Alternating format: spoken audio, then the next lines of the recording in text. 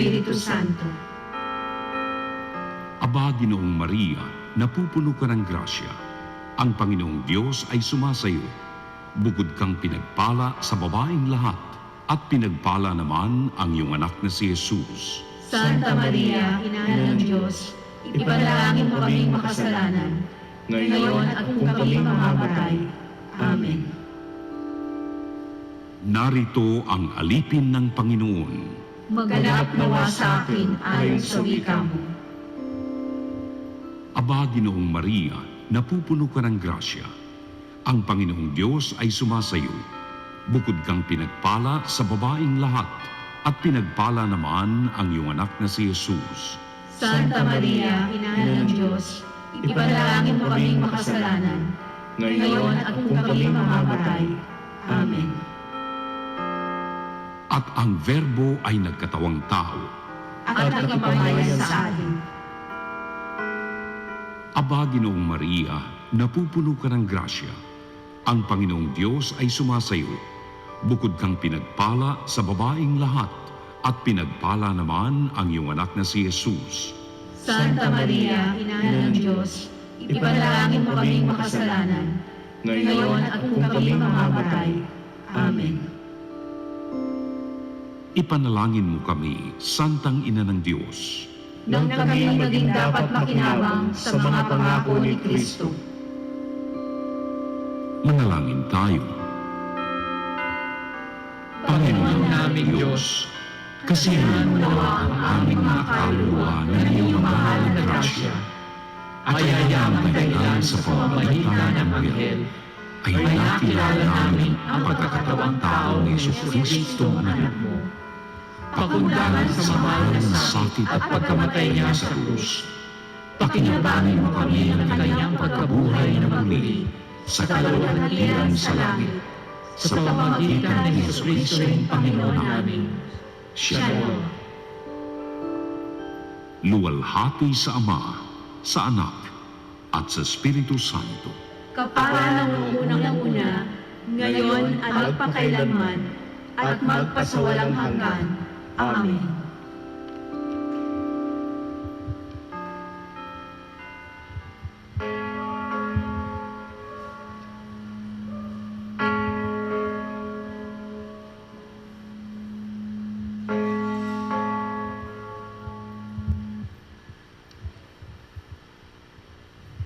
Magandang gabi sa ating lahat. Ngayon ay araw ng Huwebes sa unang linggo ng Kwaresma. Ang mamumuno sa ating banal na misa ay si Reverend Father Rene Paglinawan, OAR. Magsitayo ang lahat.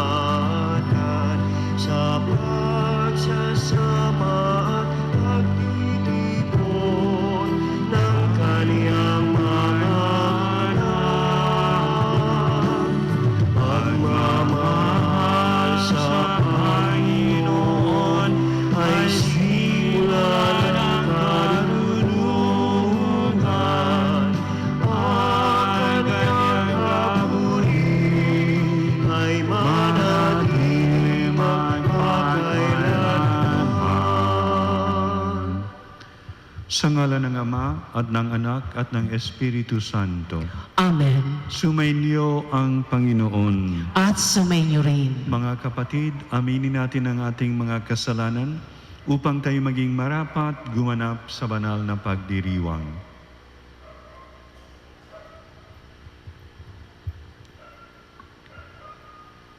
Inaamin ko Sa makapangyarihang Diyos at sa inyo mga kapatid, na lubha akong nagkasala sa isip, sa salita at sa gawa, at sa aking pagkukulang. Kaya isinasamo ko sa mahal na Birheng Maria, sa lahat ng mga anghel at mga banal, at sa inyo mga kapatid, na ako'y ipanalangin sa Panginoong ating Diyos. Kaawaan tayo ng makapangyarihang Diyos, patawarin tayo sa ating mga kasalanan, at patnubayan tayo sa buhay na walang hanggan. Amen. Panginoon, kaawaan mo kami. Panginoon, kaawaan mo kami. Kristo, kaawaan mo kami. Kristo, kaawaan mo kami. Panginoon, kaawaan mo kami. Panginoon, kaawaan mo kami. Manalangin tayo. Ama naming makapangyarihan, ipagkaloob mo sa aming lagi ang espiritu ng pagsasaloob ng iyong ikinalulugod. Gayon din ang diwang ganapin ito agad at lubos, upang kami makapamuhay ng dahil sa iyo, sapagkat hindi kami mabubuhay ng walang pagtatangkilik mo. Sa pamagitan ni Jesucristo, kasama ng Espiritu Santo, magpasa walang hanggan. Amen. Magsiupo ang lahat.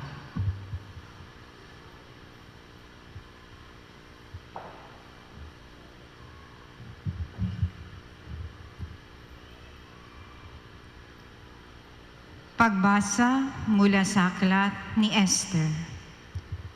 Noong mga araw na iyon, labis na nabagabag si Reyna Esther. Dumulog siya sa Panginoon. Ganito ang daing niya sa Panginoon Diyos ng Israel. Panginoon ko, tanging ikaw ang hari namin. Tulungan mo ako na ngayoy nag-iisa at walang ibang maaasahang tutulong kundi ikaw lamang. Haharap ako sa napakalaking panganib. Mula pa sa aking pagkabata, narinig ko na sa liping kinabibilangan ng aking angkan na ikaw, Panginoon, ang humirang sa Israel mula sa dinadami-rami ng mga bansa. At ikaw din ang sa panahong iyon ay pumili sa aming mga magulang upang maging iyong bayan magpakailanman. Tinupad mo ang lahat ng iyong ipinangako sa kanila. Alalahanin mo kami, Panginoon. Ipadama mo sa amin ang iyong paglingap sa sandaling ito ng kagipitan.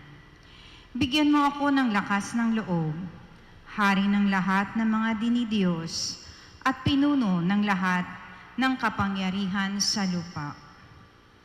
Bigyan mo ako ng kakayahang magsalita sa harap ng leong si Asuero, upang maakit ang kanyang puso na mamuhi sa taong kumakalaban sa amin, at sa gayoy, mapahamak siya kasama ng mga nakikipagsabwatan sa kanya. Iligtas mo kami, Panginoon.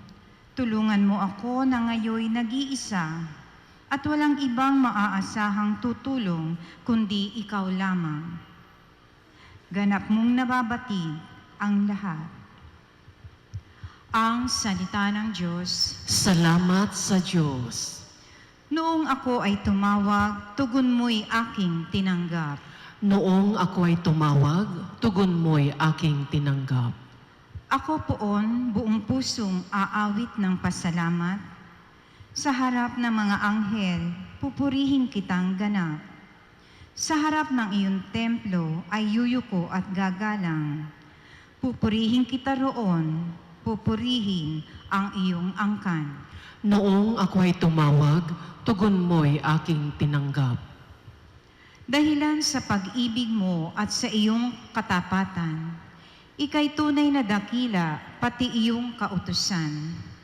Nung ako ay tumawag, tinanggap ko ang tugon mo. Sa lakas mong itinulong, ay lumakas agad ako. Noong ako ay tumawag, tugon mo'y aking tinanggap. Nahahandang harapin mo, mapupusok kong kaaway. Iigtas mo ako sa piling mo sa lakas ng iyong taglay. Yaong mga pangako mo ay handa mong tubding lahat.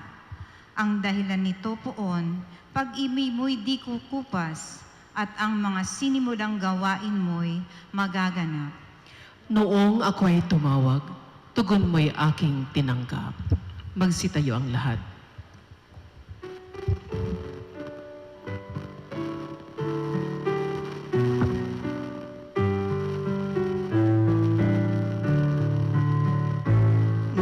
Inialay mo ay buhay sa krus ng buhay, katumbas ay kaligtasan ng sa katauhan.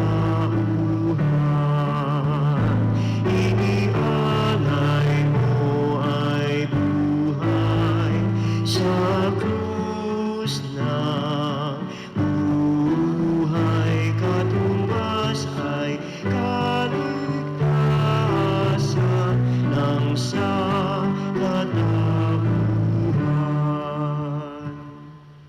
Sumainyo ang Panginoon. At sumainyo rin. Ang mabuting balita ng Panginoon ayon kay San Mateo.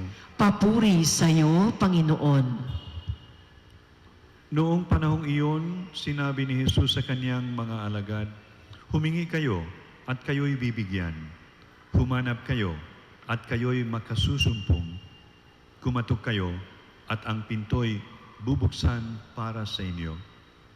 Sapagkat tumatanggap ang bawat humihingi, nakasusumpong ang bawat humahanap, at binubuksan ang pinto sa bawat kumakatok. Bibigyan ba ninyo ng bato ang inyong anak kung humihingi ng tinapay? Bibigyan ba ninyo siya ng ahas kung humihingi ng isda? Kung kayo na masasama ay marunong magbigay ng mabubuting bagay sa inyong mga anak, gaano pa kaya ang inyong amang nasa langit? Ibibigay niya ang mabubuting bagay sa mga humihingi sa Kanya. Kaya gawin ninyo sa inyong kapwa ang ibig ninyong gawin nila sa inyo. Ito ang kahulugan ng kautusan ni Moises at ng turo ng mga propeta. Ang mabuting balita ng Panginoon. Pinupuri ka namin, Panginoong Heso Kristo. Magsiupo ang lahat. Patuloy ang ating pagninilay tungkol sa panalangin na siyang isa sa mga napakahalagang bagay na hindi lamang sa Kwaresmang ito, kundi sa ating buhay ay isa sa buhay natin araw-araw. At sa Ebanghelyo ngayon ay narinig natin na ang gusto ng Diyos, ang ibig ng Diyos ay tayo ay magtiwala sa Kanya. Ito ang nakabase, ito ang base ng ating pananalangin na ang ating Ama ay gustong magbigay sa atin ng mga mabubuting bagay. Hindi lang mabubuti na isip natin na mabuti sa atin kasi maraming mga beses na niisip natin mabuti para sa atin ay hindi pala, no? Hindi po lahat ng gusto natin ay mabubuti at hindi po lahat na mabubuti ay gusto natin. Kaya ang mabubuti ay sa plano ng Ama, hindi sa ating paningin. At ito ang base ng ating pananalangin na gusto ng Ama nang magbigay ng mabubuting bagay sa atin. Kaya maski itong mabubuting bagay na ito galing sa Ama ay hindi natin gusto. Gaya ng sinagot natin sa responsorial psalm ngayon, no? Ang iyong tugon ay aking tinatanggap, no? Ako ay sumigaw o humingi sa iyo at iyong tugon ay aking tinanggap. So, yun, tatanggapin natin ang tugon ng Panginoon sapagkat alam natin na siya ay Ama. Kung tayo nga ay ama o ina, magulang na masama, na hindi mabuti, hindi ganon kabuti kaysa sa ating amang nasa langit, hindi tayo nagbibigay ng mga masasamang bagay sa ating mga anak, ano pa kaya ang ating amang nasa langit?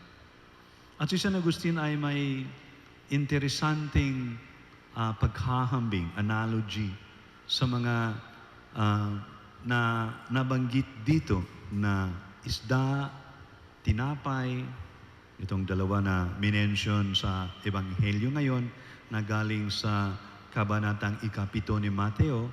Tapos kung pupunta tayo doon sa parallel verse sa Ebanghelyo ni San Lucas, kabanatang 11, ay sa halip na tinapay ay sa halip na isda ay ang itlog, no? So itlog, sa halip na alakdan ang ibibigay mo, itlog ang ibibigay mo. At si San Agustin ay may interesting analogy sa tatlong bagay na ito. Ang tinapay, ang isda, at ang itlog. Sabi niya, ito raw ang ating hingin sa Ama. At ang ibinibigay ng Ama ay isda, ang itlog, at ang tinapay. Ano po itong isda? Sabi ni San Agustin, ang isda kasi ay lumalangoy sa tubig. Ang tubig ay nagsasaad ng tubig ng binyag. So, pag ikaw ay isdang nasa tubig ng binyag, ikaw ay merong pananampalataya. Ang isda ay ibig sabihin, humingi ka ng pananampalataya. Bibigyan ka ng Ama ng pananampalataya. Ano naman ang itlog? Ano kaya? Sister, ano kaya ang itlog? Brother, ano kaya ang itlog? Sabi ni San Agustin, ang itlog ay simbolo, ay tanda ng pag-asa. Sapagkat di ba, ang itlog ay magiging manok o itik, kung gusto niyo ang balot. So, iyon ay tanda ng pag-asa. Of course, ano naman ang tinapay? Ang tinapay ay simbolo ng pag-ibig, ng charity, sapagkat ang tinapay ang ibinibigay mo sa mga nagugutom. So ito pala ang talagang dapat nating hingin sa Panginoon. Hindi lang ang mga material na bagay, sapagkat kung ang material na bagay ay baka hindi yon maganda para sa atin. Pero always, always, always, ang faith, hope, and charity ay nakakabuti sa atin. Ito ang sinasabi nating theological virtues. At ang katangian ng theological virtues ay sa atin gumagawa ng mabuti. Sapagkat yung ibang mga biyaya ng Panginoon, halimbawa, di ba? Pag mayroong pari na may healing power, may healing faculty, ako, believe na believe tayo.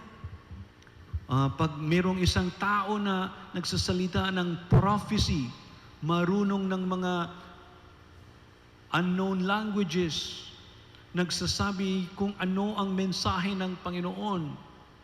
Kung merong mga tao na merong iba't ibang mga biyaya na nakakakamangha, parang sabi natin, wow, ang galing noon. Sana magkaroon tayo. Doon tayo pumipila.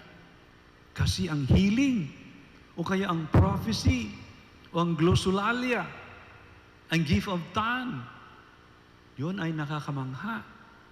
Pero alam po natin na itong mga biyayang ito ay hindi para sa merong biyayang ganoon, kundi para sa komunidad.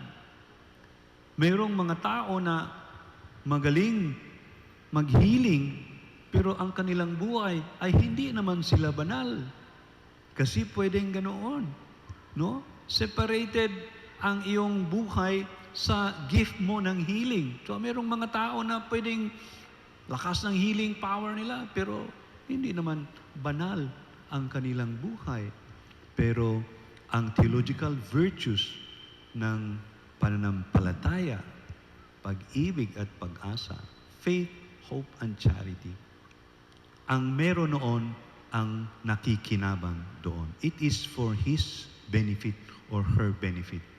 It's not for the benefit of the community first of all, but it is kung meron tayong pananampalataya sa atin na nagsisilbi yun, panampalataya, pag-ibig, at pag-asa.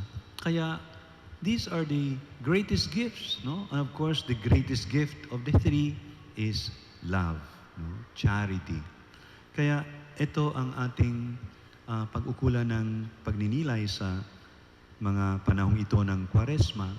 Panalangin na tayo ay humihingi sa ating Panginoon na gustong magbigay sa atin ng mga mabubuting bagay na hindi lamang material, kundi lalong-lalo hingi natin ang isda ng pananampalataya, ang itlog ng pag-asa, at ang tinapay ng pag-ibig.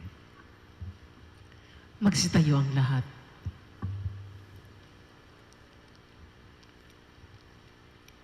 Nangako si Jesus, humingi at kayo'y bibigyan. Lumapit tayo sa ating Amang nasa langit nang may pag-asa at tiwalang katulad ng panalangin ng Panginoon. Ang ating itutugon, butihing Ama, tumugon ka sa amin. Butihing Ama, tumugon ka sa amin. Sa buong simbahan sa daigdig, naway lumaganap ang mataimtim na pananalangin. Manalangin tayo sa Panginoon. Butihing Ama, tumugon ka sa amin. Ang mga taong nalululong sa masasamang bisyo at nakasadlak sa kasalanan, naway humingi ng kapatawaran. Manalangin tayo sa Panginoon. Butihing Ama, tumugon ka sa amin. Tayo naway manatili sa pananalangin kahit tayo ay pinaghihinaan ng loob dahil sa mga kabiguan sa buhay. Manalangin tayo sa Panginoon. Butihing Ama, tumugon ka sa amin. Ang mga may sakit naway makita ang kahulugan ng kanilang pagtitiis sa kanilang karamdaman. Manalangin tayo sa Panginoon. Butihing Ama, tumugon ka sa amin.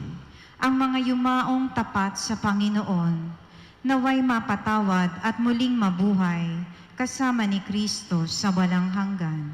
Manalangin tayo sa Panginoon. Butihing Ama, tumugon ka sa amin. Ama naming nasa langit, pinasasalamatan ka namin sa pagdinig mo sa aming mga kahilingan.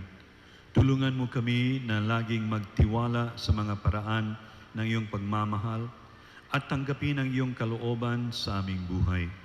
Hinihiling namin ito sa pamagitan ni Kristong aming Panginoon. Amen. Magsiupo ang lahat.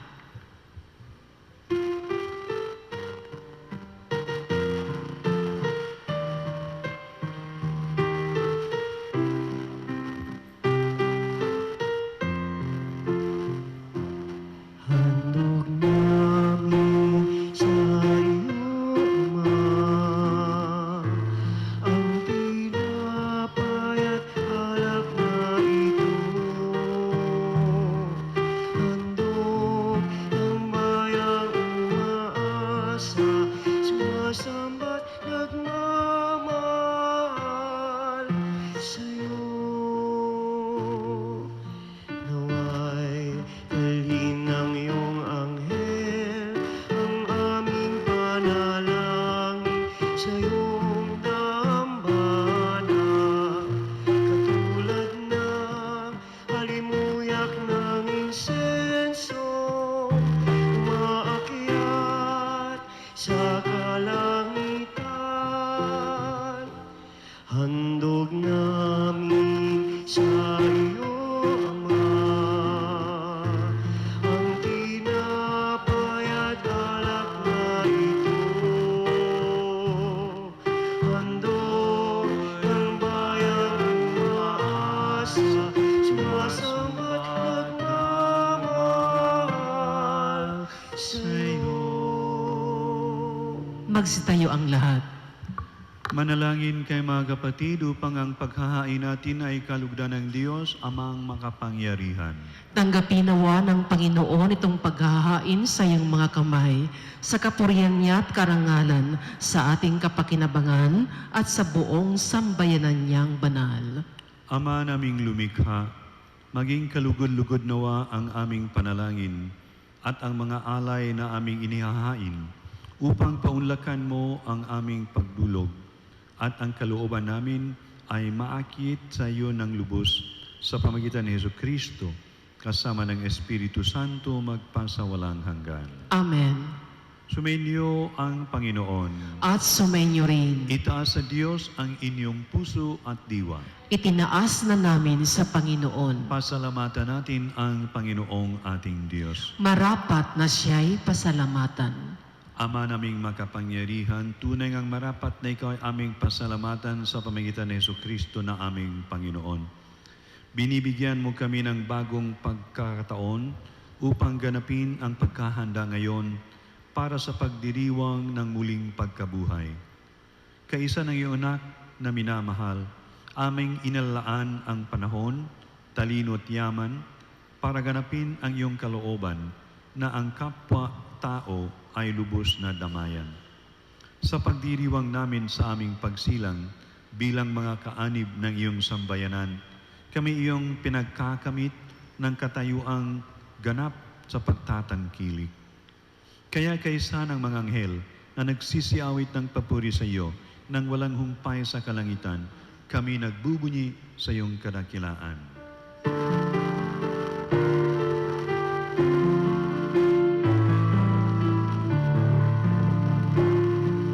Santo, Santo, Santo, Panginoong Diyos na makapangyarihan, napupuno ang langit at lupa ng kalwalhatian mo.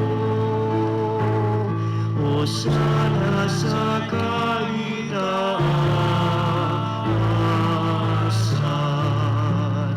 pinagpalang na parito sa ngalan ng Panginoon.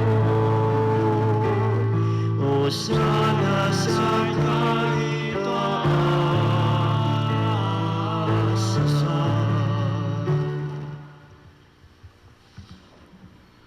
Ama naming banal, ikaw ang bukal ng tanang kabanalan.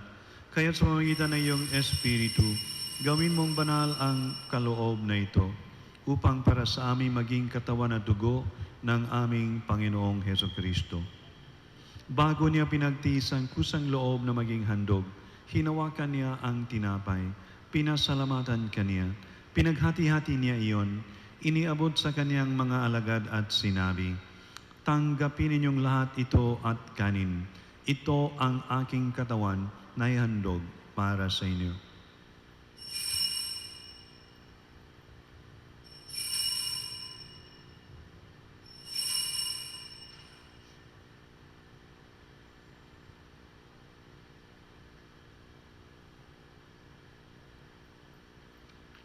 Gayon din naman nung matapos ang hapunan, hinawakan niya ang kalis, muli kaniyang pinasalamatan.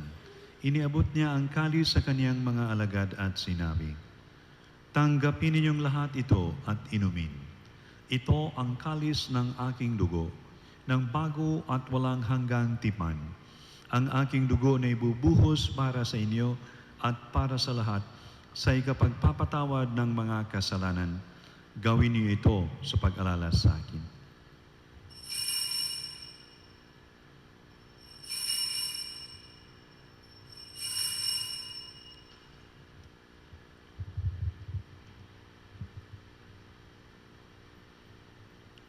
Ipagbunyi natin ang misteryo ng pananampalataya.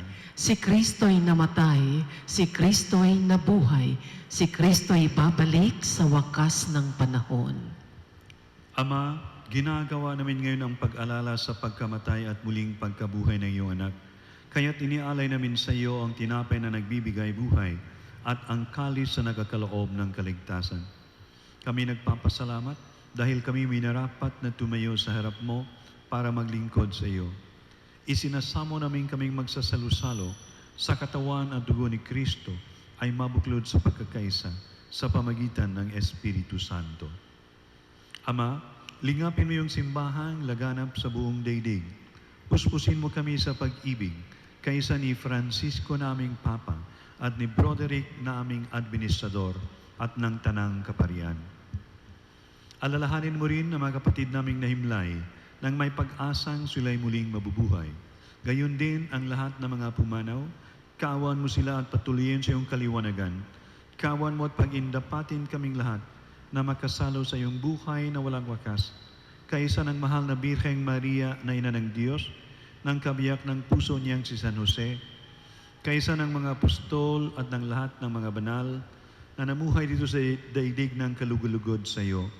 May pagdiwang nawa namin ang pagpupuris kararangal mo sa pamagitan ng iyong anak na aming Panginoong Jesucristo. Sa pamagitan ni Kristo, kasama niya at sa Kanya, ang lahat ng parangal at papuri sa iyo, Diyos amang makapangyarihan, kasama ng Espiritu Santo, magpasa walang hanggan. Amen. Magsitayo ang lahat. Sa tagubili ng manakagaling na utos at turo ni Jesus na Panginoon natin at Diyos, ipahayag natin ng lakas loob.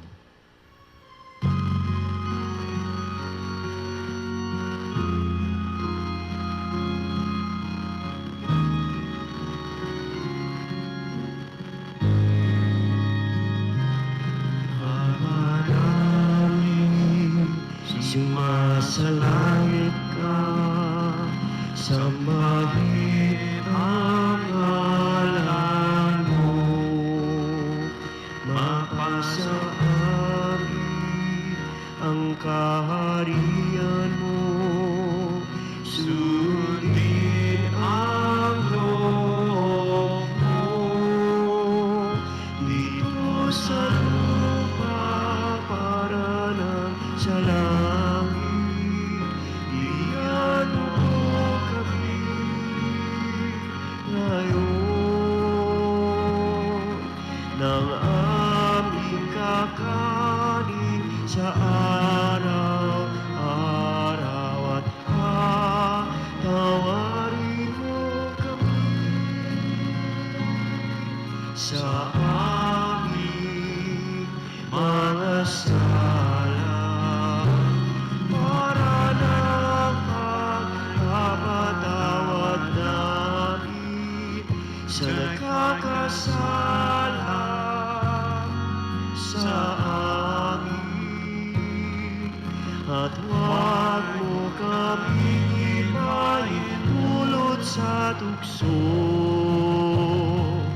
at iadya mo kami sa lahat ng masama. Inihiling namin kami adya sa lahat ng masama, pagkalooban ng kapayapaan araw-araw, iligtas sa kasalanan, at ilayo sa lahat ng kapahamakan, samantalang aming pinanabikan ang dakilang araw ng pagpapahayag ng tagapagligtas naming si Jesucristo. Sapagkat iyo ang kaharian, ang kapangyarihan at ang kapurihan magpakailanman. Amen. Panginoong Jesucristo, sinabi mo sa iyong mga apostol, kapayapaan ang iniiwan ko sa inyo, ang aking kapayapaan ang ibinibigay ko sa inyo. Tunghayan mo ang aming pananampalataya at huwag ang aming pagkakasala. Pagkalooban mo kami ng kapayapaan at pagkakaisa, ayon sa iyong kalooban, kasama ng Espiritu Santo, magpasa walang hanggan. Amen. Ang kapayapaan ng Panginoon ay laging sumainyo. At sumainyo rin. Magbigayan kayo ng kapayapaan sa isa't isa.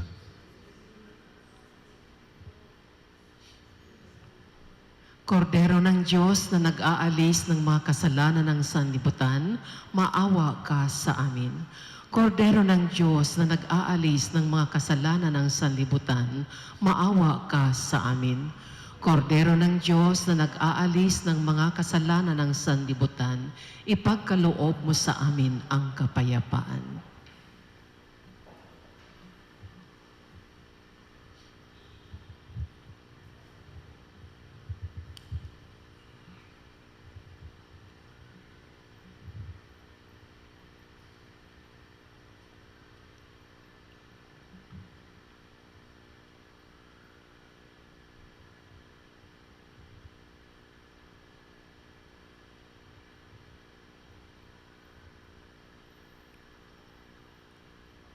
Ito ang kordero ng Diyos.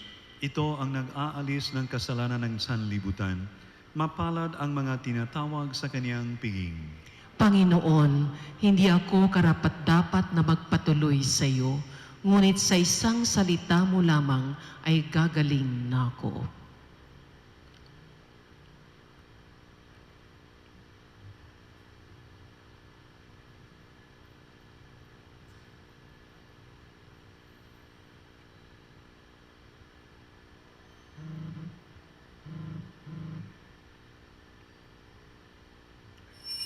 Ang katawan ni Kristo. Amen.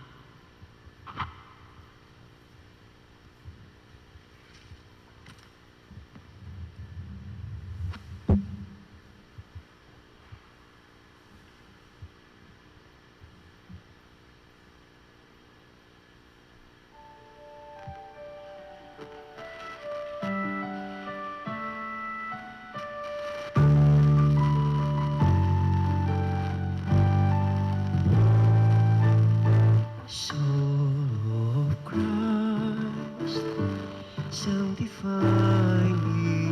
Body of Christ, save me. Water from the side of Christ, wash me. Passion of Christ, keep me strength. Hear me, Jesus. I need thy voice that I may never leave thy side. From all the evil that surrounds me, defend me. And when the call of death arrives, bid me come to thee, that I may praise thee with thy saints forever. Hear me, Jesus. I need thy voice that I may never leave thy side. From all the evil that surrounds me, defend me.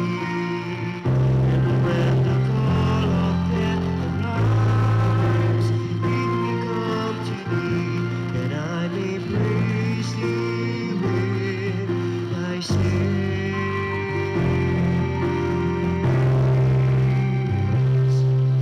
forever.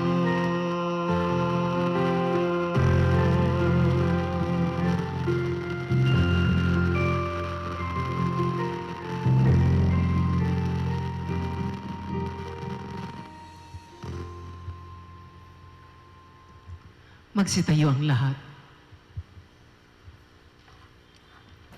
Manalangin tayo.